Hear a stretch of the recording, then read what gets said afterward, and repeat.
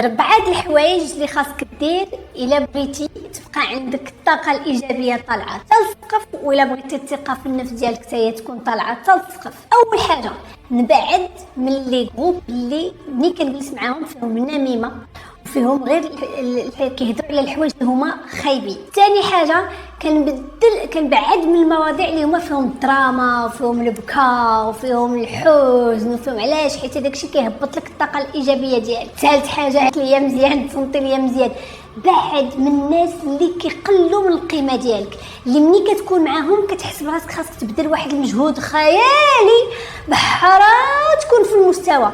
هادوك سوس ما عندك ما دير بهم. والرابعه هي مهمه بزاف، الطبله اللي ما بقاوش كيحطوا فيها الاحترام، نوض اختي خليها وسيري في حالاتك، نوض اخويا خليها وسير في حالاتك. عاد جا الحوايج اللي غيقدروا يخليو الحماس ديالك ويخليو الثقه في النفس طالعه الفوق بحال البداج، ماشي لتحت بحال الزرابي. كان هذا هو. الله يحفظكم.